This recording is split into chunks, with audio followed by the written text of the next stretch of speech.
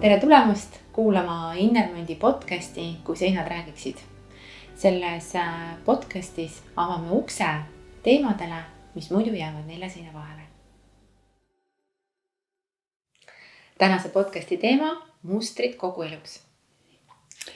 Ja need mustrid saavad ikkagi alguse meist, kui me oleme väga pisikesed. Et võib-olla nagu selliseks sissejuhatuseks tahaks öelda, et mis on väga hea baas, ongi kehapsühhoteraapia, mida ma ise olen nagu läbinud.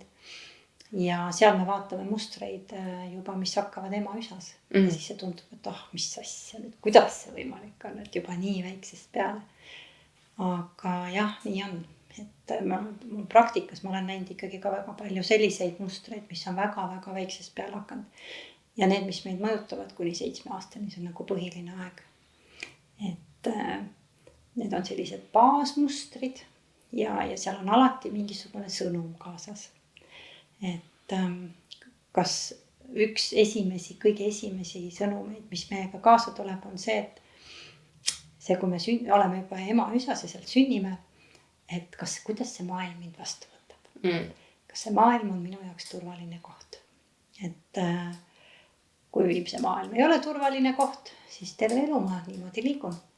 Et ma ei julge teha mingeid samme, ma olen natukene nagu eemal olev, ebamugavus on sellistes elumuutustes ja see on väga varajasest lapsepõlvest juba alguse saanud. Nii et kas võib ju mõelda, et kuidas on, kas see maailm on turvaline paik, et nende käest aeg-ajalt seda küsida, kas minu jaoks on maailm turvaline paik. See on hea näide, millest sa alustasid just selles mõttes, et kui ma praegu mõtlen, kui seinad räägiksid kontekstis, siis tavaliselt, kui inimene tuleb teraapiasse, siis me hakkame arutama neid lapsepõlve mustreid. Mina ei ole kehapsühhoterapeut, sina oled selle erinevusega. Me alustame sellest, et me hakkame arutama neid mustreid sellest kohast, mida ma mäletan lapsena. Ehk sa oled, kust see trauma on tekkinud, mida ma mäletan lapsena ja kuidas siis see trauma, tegelikult alustame üldse sellest, et mis on käesolev pilt ja kuidas see minu elu mõjutab ja siis me jõuame selleni, et see on lapsepõlve trauma. Aga ütleme, tavateraapias ma ei liigu kunagi selleni, ehk et ma läheksin sinna, mitte et oskust ei ole, vaid et ma läheksin sinna sellesse nii-öelda kehapsühhoteraapia tasandile, kuigi mul on isiklik kogemus sinu seminarilt Kehatöö ja emotsioonid Robert Randmaga, kus ma jõudsin välja niivõrd varase lapsepõlve mustrini, et ma olin vaieldamatu imik. Mul ei olnud võimalik seda mäletada oma teadvusega, aga siis sina ja Robert kui kehapsühhoterapeudid lugesite selle sõnumi minust välja, tõite selle esile, me saime selle läbi töötada ja sealt toimus globaalne muutus minu elus, mis oli seotud minu lähisuhtega. Ja ma arvan, et kui sa sellele nagu said jälile või said selle taipamise enda jaoks, siis tegelikult siis saab alles muuta midagi. Aga ma võib-olla küsin siin juurde, et kuidas see sinu elu eelnevalt mõjutas? Ma tahan veel nagu laiendada seda öelda sulle, et ma sain teada midagi ja siis tänu sellele, tänu teile, eks ole, ma sain teada, te tõstsite nagu selle välja, siis ma sain aru ja see arusaamine võimaldus mul siis muuta seda mustrit. Aga mis see muster oli see, et mul oli tohutu solvumine oma läheduse vastu ja see solvumine tuli sellest kohast, et ta ei ole mulle midagi andnud, et ma ei ole midagi saanud. Aga tegelikkus oli see, et sellel hetkel see lähedane inimene oli sellises kollapsis, tema elu oli niivõrd raske, et ta andis mulle kõik, mis ta sai sellel hetkel. Aga see kõik oli kahjuks, võib-olla oligi ainult siis, eks ole, toitu ja kuivmähe ja see nii-öelda pealne hoolitsus, eks ole. Et kuidagi siin nagu see tuli välja, see mõjutas mind selliselt, et see solvamine tekitas sellist ebaviisakat kõnet, ära lükkamist, lähedale mitte laskmist, distantsi ja kuna ma räägin lähisuhtest, siis see oli väga keeruline. Tekkis konflikte ka minu lastega, kes hakkasid ütlema, et miks sa niimoodi käitud. Ma nägin seda, aga ma ei saanud aru, miks. Mul oli vaja aru saada, miks.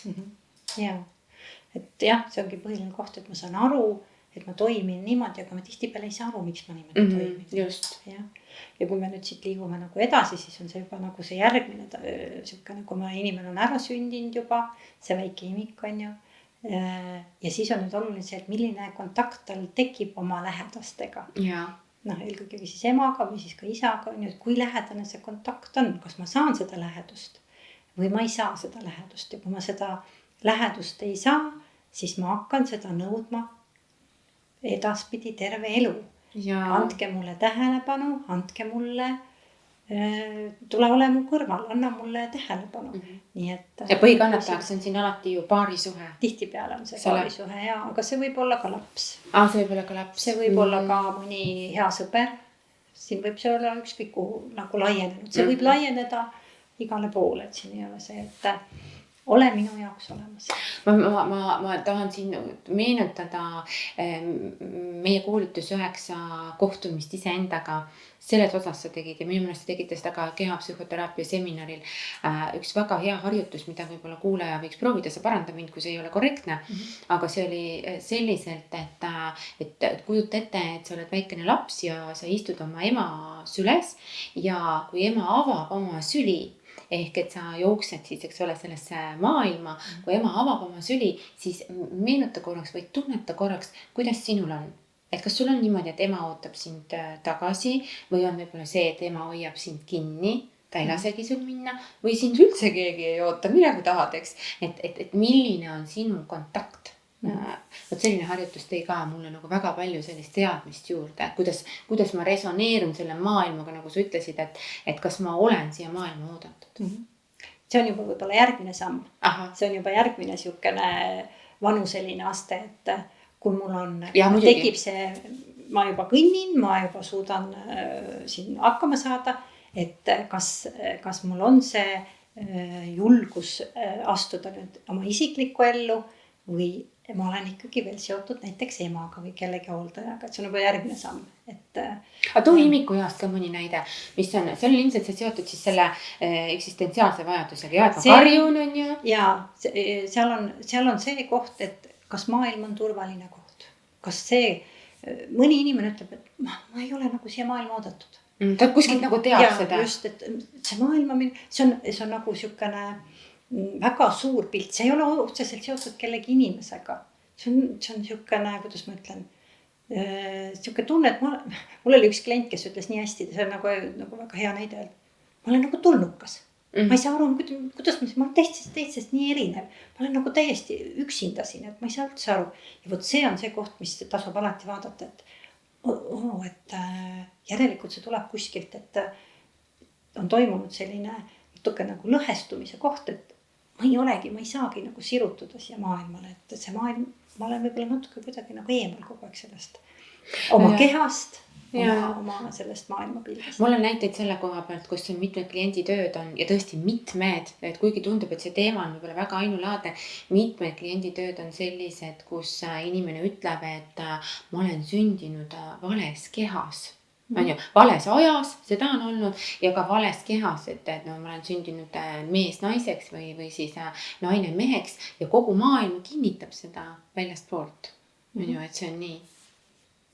No siin võib spekuleerida igasugust asja. Jaa, muidugi. Aga... Et siin võib olla, et vanemad ootsid hoopis vastas. Jaa, just, ma tahtsingi öelda seda. Et ükskõik, mis siin võib tulla. Et tegelikult see on kuskilt siuke alateadlik mingisugune informatsioon. Aga tegelikult see ei pruugi üldse nii olla, et see võib olla väga palju erinevaid nüansse.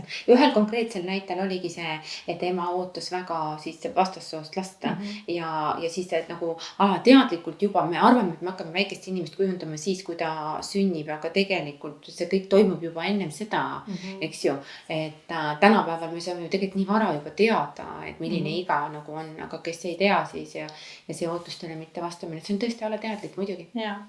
Ja kui vanem on väga oodanud näiteks vastassoost last, siis ta tihtipeale sellesse lapsesse natuke võib-olla suhtub selliselt, et ta nagu ei taha sellest oma illusioonpildist loobuda, et ikka pidi poiss sündima see tüdrukut, ma kasvatagi natuke nagu poissi.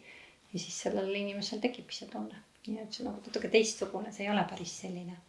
Konflikt tekib igal juhul, sellepärast et konflikt tekib nii enda sees, et ma olen vale, võib tekkida, eks ole.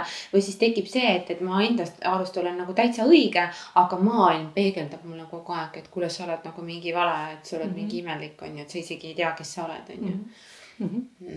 Et jah, et need mustrid, mis sealt lapsepõlvest tulevad, need on tegelikult siuksed suhteliselt konkreetsed, et tasub nagu ennast vaadatagi. Ja siis see kolmas, kus me jääme nagu pooleli, et ma astun sinna maailma. Et jah, sa ütlesid, see on hea harjutus tõesti, et kas ma nagu lähen sealt ema juurest niimoodi julgelt ära või pigem mitte. Või ma isegi nagu tunnen, et ema hoiab mind kinni, et see on niisugune hea testimiskoht enda jaoks. Et mis ma siis teen, kuidas ma siis olen ja mis minuga toimub, on ju. Et siis saab seda jälle muuta.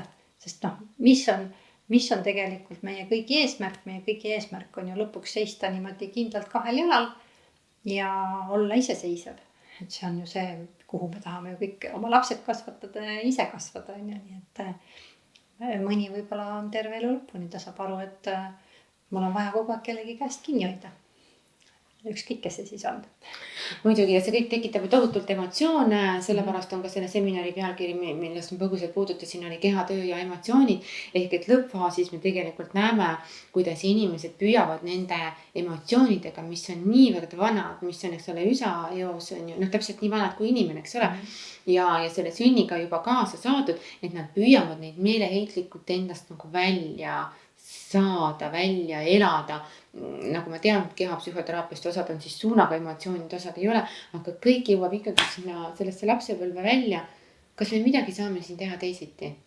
Kuidas sa vastaksid, kui sa oled kehapsühhoterapeut, ütle sellest aspektist? No, saab muuta siis, kui ma saan teadlikuks sellest, et mismoodi ma toimin. Et sellest, võib-olla ma sellest mustrist või sellest vajadusest, kuidas ma siin maailmas toimin. Ja siis tegelikult on võimalik see muutus. Ja tihtipeale on minu käest mõnda küsitud ka, et miks mõne asja muutmiseks läheb nii palju aega. Et kui see on niisugune tõesti meie nii pikaajaline muster meie sees, siis see on ju kasvanud meiega koos. See on juurdunud meie sisse.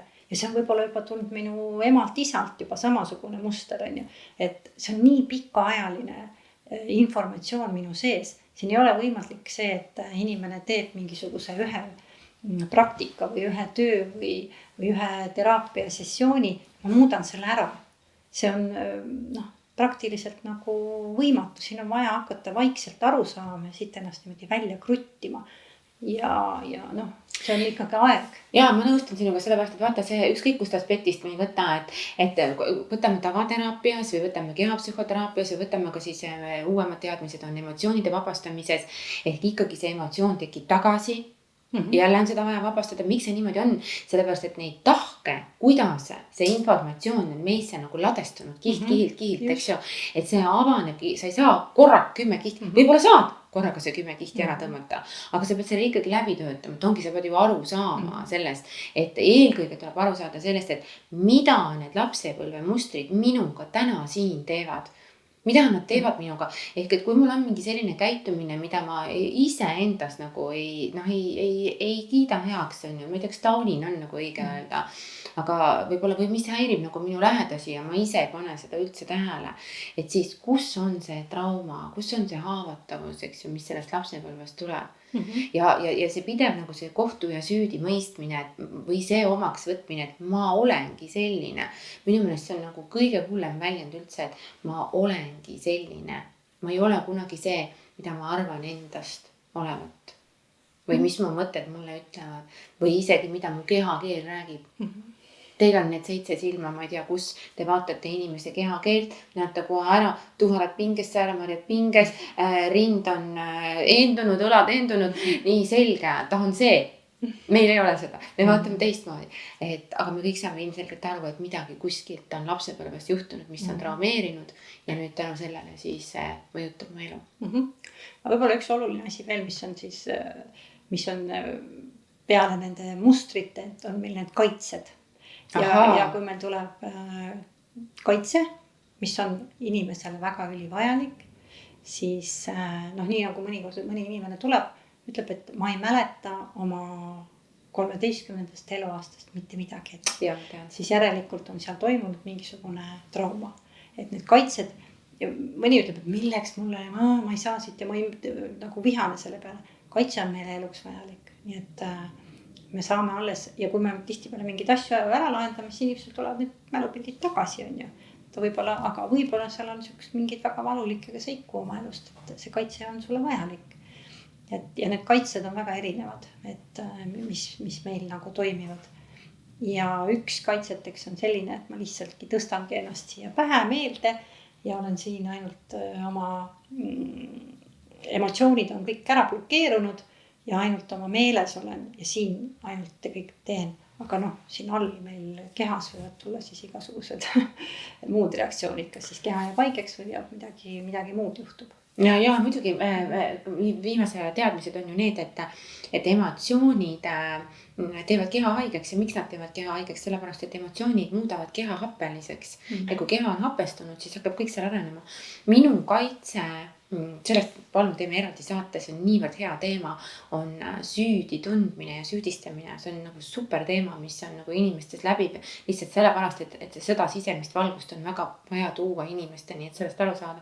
Minu kaitse oli süüdistamine. Ja ma süüdistasin, sest et see valu olla süüdi või et jälle olla see, kellele öeldakse, et sina oled vale, sind on liiga palju, sul alati juhtub, et see oligi kaitse. Aga ma ei saanud sellest aru nüüd uute teadmistega, ma olen jõudnud siia, ehk et see emotsioon süüdistamine võimaldus ainult sellepärast, et minu sees oli niivõrd tohutu hulk süütunnet. Ehk et minu sisemaailm süütunde näol lõi selle võimaluse, et välismaailmas saaks projitseerida see süüdistamine. Ja siis ongi nii, et ma suunan selle välja, sina oled süüdi või ma suunan selle sisse, ma ise olen süüdi. Ja tavaliselt paralleelselt, see käib siuke pingo mäng. Kõigepealt süüdistan ja pärast on ennast süüdi ja süüdistan ennast. Et kaitseid on väga erinevaid. Et selles mõttes on nagu üks kaitse on see, et ma hakkan tegutsema. See on minu kaitse. Ja mul ka, tolmu ime ja käes ja muudkui lasen. Ja. Et mida iganes siis ma siis teen, et mõni läheb täiesti hullu, paneb spordis on ju, ja mõni paneb töös hullu ja ühesõnaga see tegutsemine on niisugune väga hea kaitse tihtipeale. Et mitte selle emotsionaalse osaga endas kontakti saada. Ja, me tegutseme selleks, et mitte tunda. Me ei taha tunda. Me ei taha tunda seda valu. Et kui te vaatate oma tänapäeva situatsiooni ja ükskõik mis diskomfort seal on, siis selleks, et hakata tegutsema, kõigepealt küsigi endast, et kas ma tahan muutust, kas ma tahan. Ja siin nagu seda täiesti võib-olla emotsiooni vabalt, et või olen ma nii ära samastunud selle olukorraga, et ma ei saa isegi aru, et ma tahan muutust. Mul ongi mugav kogu aeg ketata selles lapsepõlve traumas, millest ma isegi teadlik ei ole. Aga niimoodi te ei ela ju oma vaba elu. Ja mina oma kõige raskemal hetkel, see on võib-olla siuke hea nali, aga kõige raskemal hetkel ma ütlen endale alati, et kõik läheb mööda, see hetk läheb mööda, ja ka see hetk läheb mööda ja tuleb järgmine elu ja see läheb ka mööda. Nii et tegelikult meil ei ole lootust, me peame need traumad nii-öelda läbi töötama, tooma nad ellu, tegelikult, eks ole, tooma nad ellu, andma nendele uue võimaluse ja seeläbi ise terveneda. Mina võib-olla tahaks seda öelda, et millegipärast on hästi suur selline, et ma pean sealt kuidagi hästi sügavalt nagu kuidagi läbi ronima ja ma ei tea, mis asju kõike tegema ja et tihtipeale on võib-olla hoopis see, et ma vaatan, okei, see olen mina. Ja kui ma saan aru, et see olen mina, see on minu osa, ma võtan selle osa nagu endale vastu, ma aksepteerin, et see olen mina, siis see juba lahendab probleemi. Jah. Niivõrd hea lõpetus siia. Aitäh sulle. Aitäh sulle ka. Kõike head. Kõike head.